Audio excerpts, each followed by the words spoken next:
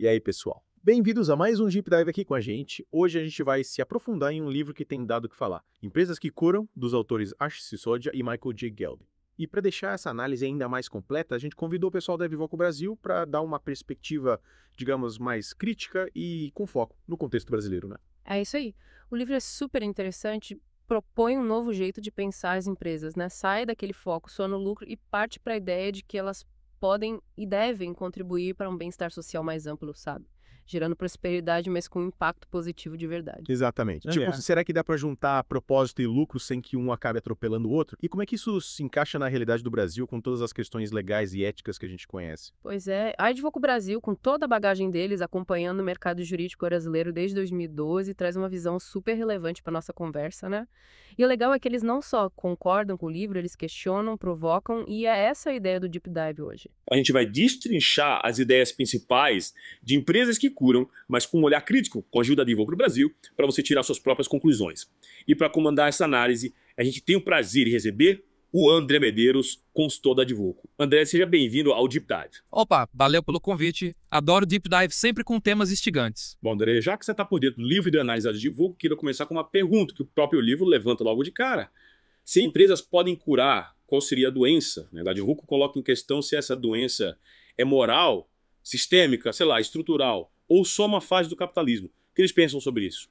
Olha, a Advogo nesse ponto já chega pra mão na massa, sabe? Eles trazem essa questão pro contexto do mercado jurídico brasileiro e mandam a real. Será que essa doença não está enraizada no próprio sistema? Eles até arriscam. No Brasil, o mercado jurídico se beneficia da complexidade, não da justiça. Se o sistema fosse realmente eficiente e justo, será que tantas firmas de advocacia sobreviveriam? Caramba, André, essa é uma perspectiva bem forte. Eles estão insinuando que o sistema como um todo pode estar meio que doente.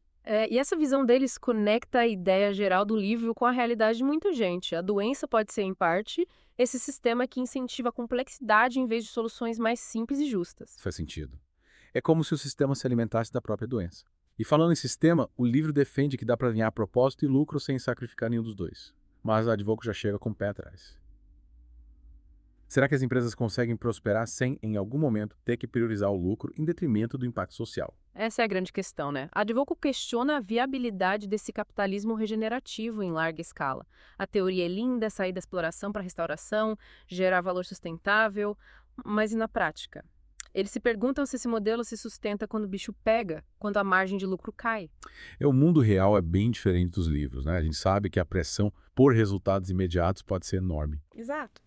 E aí a Advoco lança a hipótese de que a capacidade de curar das empresas está diretamente ligada ao quanto a competição permite. Se ser do bem coloca a empresa em desvantagem, fica difícil, né? É como tentar correr uma maratona com a perna amarrada. É por aí. E aí entra a questão da liderança, né? O livro fala bastante da liderança consciente, mas a Advoco, mais uma vez, questiona se o sistema tolera esse tipo de liderança. Tipo, será que as boas intenções de um líder conseguem superar as pressões do mercado por resultados a qualquer custo? Eles apontam essa tensão entre o líder curador e a realidade da competição. Não basta querer fazer o bem, o sistema tem que dar espaço para isso. Será que um CEO consegue curar sua empresa se o mercado obriga a abandonar essa missão para não quebrar? É como remar contra a maré com um barco furado. E a Advoco também cutuca algumas premissas do livro, né? Eles questionam se o modelo corporativo não é, por natureza, pregatório. Se for, essas empresas que curam seriam só exceções que confirmam a regra, né? E se não for, porque elas ainda são minoria. A Advoco levanta a bola para a gente pensar, o problema está no sistema ou nas escolhas individuais? O livro foca bastante no poder do líder, mas a Advoco lembra da importância das forças externas, tipo regulamentação, políticas públicas. Se a gente, como sociedade, começar a exigir práticas mais regenerativas através de leis e normas, a cura deixa de ser uma opção e vira obrigação.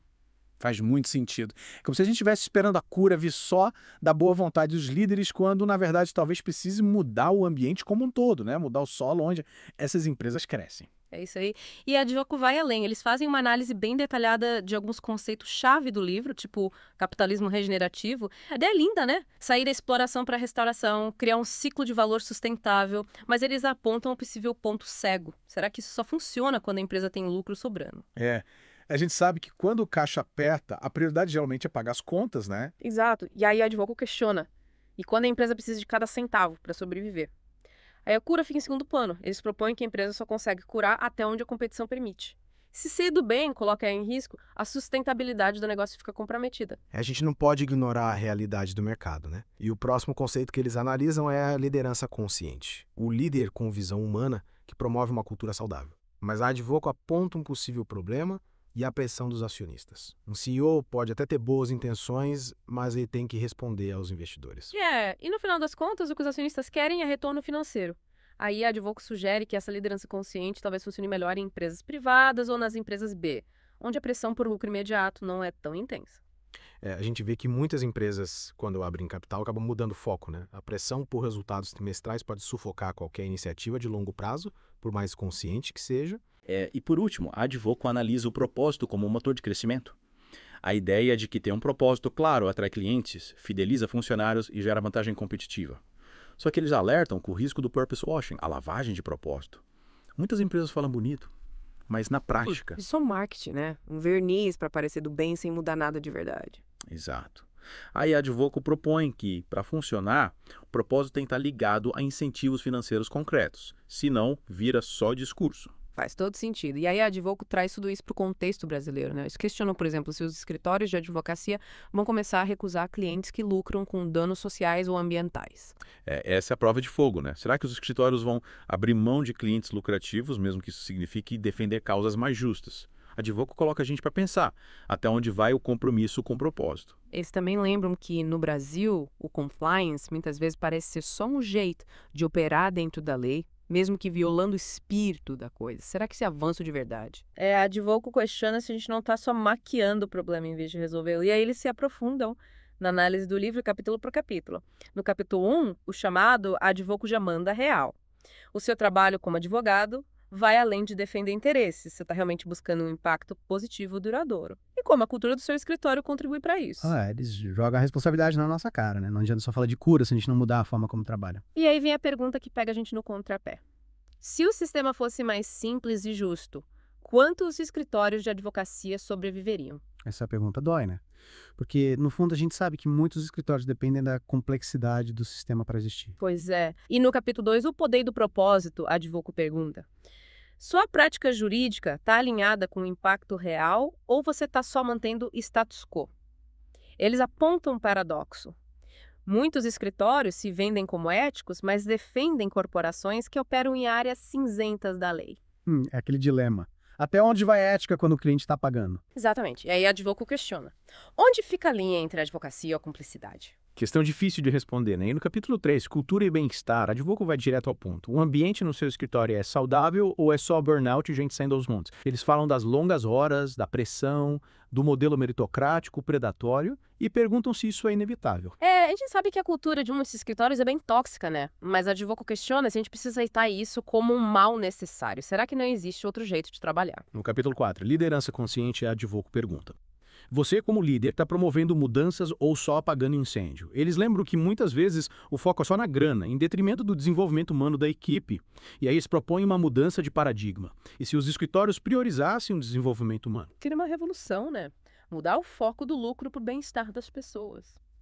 Mas a Advoco coloca essa ideia na mesa para a gente pensar. Será que não é possível ter sucesso sem sacrificar as pessoas? E no capítulo 5, impacto social e regeneração, a Advoco desafia a gente a pensar num caso recente que a gente trabalhou. Ele gerou regeneração de verdade ou só minimizou o impacto negativo? Eles também questionam o crescimento do ESG no Brasil. Será que as empresas estão realmente mudando ou é só fachada? O IG já está na moda, né? Mas a Advoco nos lembra que a gente precisa ir além do discurso e ver ações concretas. Será que as empresas estão realmente comprometidas com a sustentabilidade ou é só para inglês ver? A gente precisa ter cuidado para não cair na armadilha do greenwash. Exatamente. E no capítulo 6, sustentabilidade e o futuro, a Advoco pergunta. Sua área de atuação está preparada para as novas regulamentações ambientais e sociais. Com as diretrizes ESG cada vez mais fortes, eles questionam se os escritórios de advocacia deveriam ir além do simples cumprimento da lei e ajudar a criar um impacto positivo de verdade. A gente pode ser só bombeiro apagando incêndio, ou pode ser agente de mudança, né? A Advoco coloca a gente nesse lugar de protagonistas da transformação. E no último capítulo, A Cura na Prática, a Advoco desafia a gente a listar 3 mudanças concretas que a gente pode fazer na nossa prática para torná-la mais sustentável e regenerativa. E aí vem a pergunta final.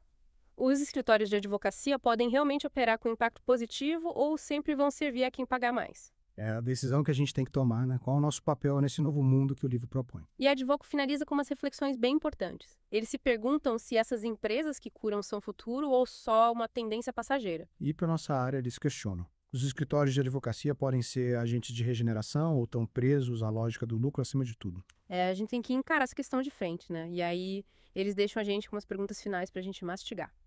O sistema permite que empresas curadoras existam de verdade. O capitalismo regenerativo é uma solução viável ou é só utopia? As empresas realmente se curam ou só mudam o discurso para sobreviver? E no Brasil, a advocacia pode realmente curar ou está limitada pelos interesses corporativos? São perguntas complexas, né? Mas a Advoco nos provoca a pensar sobre elas, a não aceitar respostas fáceis. E eles ainda conectam o livro com outras teorias, tipo o capitalismo consciente, a teoria dos stakeholders, a economia donut. Mas eles não deixam barato, apontam que eles veem como pontos cegos em cada uma, mostrando que não existe fórmula mágica. Eles nos lembram que a gente precisa ter um olhar crítico, né? Adaptar as teorias à nossa realidade. E eles também analisam visões opostas, como a do Milton Friedman, que defendia o lucro acima de tudo, e as críticas ao desenvolvimento sustentável.